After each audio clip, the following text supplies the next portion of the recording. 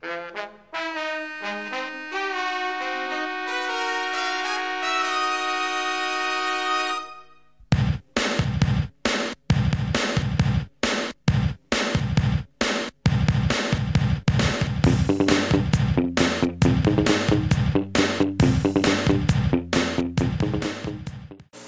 going on, YouTube? It's your boy 007 back at it.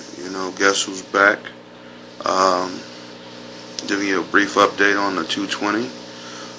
Before I do that, I wanted to just give a quick tip. What you're looking at right there is just a simple cargo mat that you can pick up at Harbor Freight or one of your local hardware stores. And what I do whenever I'm working in my tank or making some major changes, I don't like dripping a lot of water everywhere, on my carpet. So it's best, whether you got carpet or hardwood floors or ceramic tile or anything, get one of these mats. Place it along the front of your aquarium, or you can even unfold it and just spread it out as needed, and catches a lot of the water, salt creep and everything. You simply just throw it in your wash machine when you're done and place it back down, be ready for the next time you need to get in your tank. But that's just my little simple quick tip. But moving right along, we're gonna give you a little brief overview of the sump area. Some changes I made. Cut off some of this light, it's a little bright in there, see if it make a difference. Well, I'll leave it on for now. But no more bubbles. Yeah. And where's the skimmer? Good question. It's right there. People, I was fighting that issue with my bubbles and just wasn't feeling it. On top of that, my water level for my skimmer was kind of out of whack. Did make a platform for it. However, I did want another chamber in this sump refugium here. So right now I got enough space to add either more livestock down here just to hold temporarily, like a semi-quarantine area, or what I had planned on it was I got a few new critters, and I had them both down here, but one ate the other. Wasn't pretty good for me. I didn't have enough rock down there or anything, and was waiting to get some sand, but in the middle of that made some major changes with that, but I'll get to that in a minute. But anywho, got my little fragging area set up. Got some little discs and blocks and stuff ready for fragging. Some more plugs. Got a piece of frags, a few frags right here. I picked up from one of my local swap meets. Helped out a bunch of vendors and stuff, and they just gave me stuff. A helping hand goes a long way. So this is my little refugium area right here. My little grub station. Just running a little current T5. I do have another light fixture to put over this area right here. Just gotta get some bulbs for it, but you have to excuse my tank, it's a little bit dirty, but for the most part, I added a small little power head down there just to blow the bottom, keep some of that to try to stir it up to hit the refugium or the mechanical filtration before going into return. I'm still running carbon in my reactor, people. Still haven't bought the media yet. I'll probably end up going with the GFO though.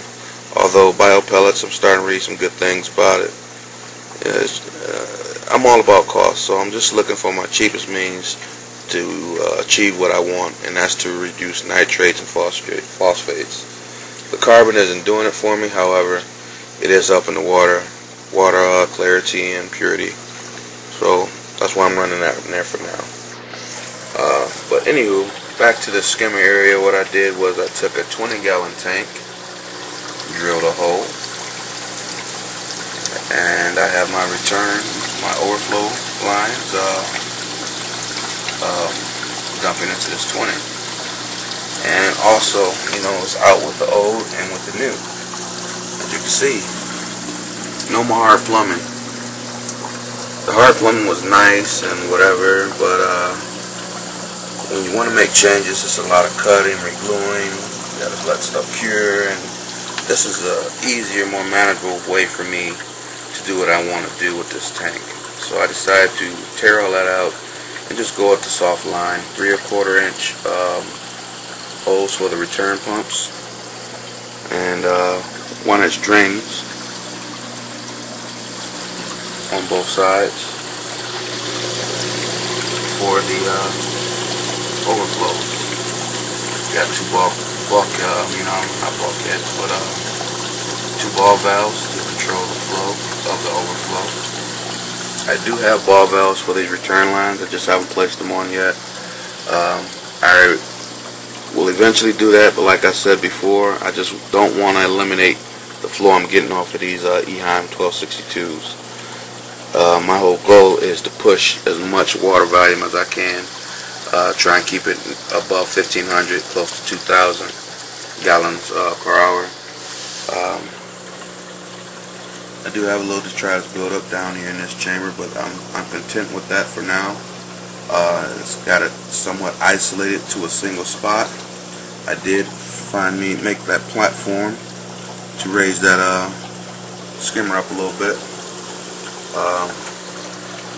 I'm still a strong believer in C-Chem, just to let you know. Put my heater in there. There's the skim mate. Got the DIY overspill. That's running into my little jug.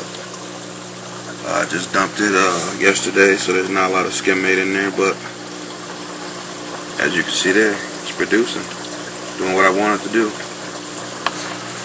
So, moving right along, my whole point in doing this was to prevent the amount of bubbles I was getting into the tank. It was basically a skimmer chamber without the skimmer, and I had a lot of skim mate and film that was building up here because of the bubbles I was getting off of those overflow drains.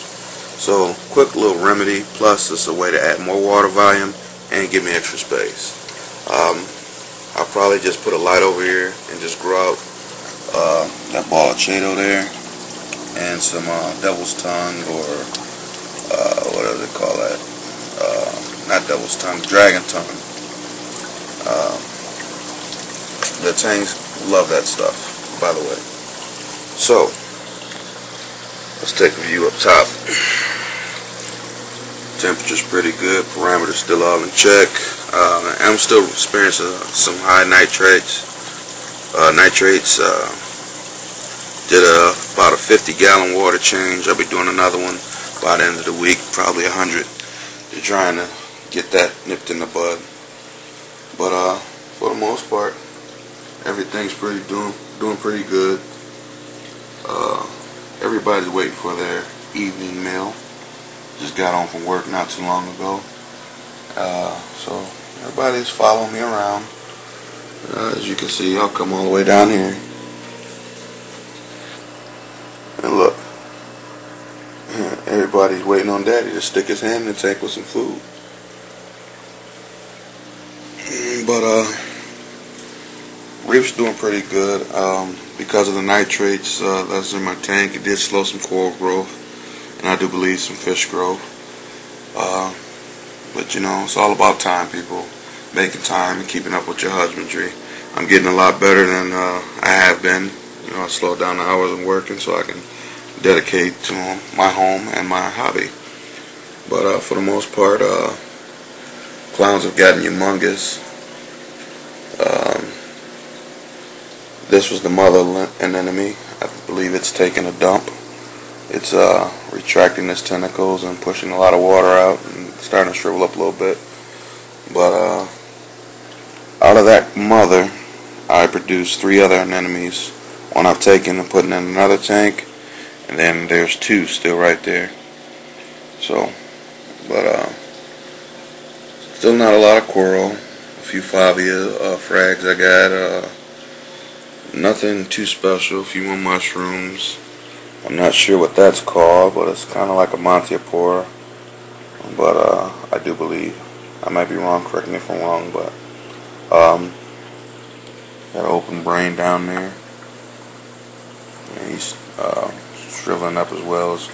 The lights were off. I just cut them back on briefly for this video and to feed him.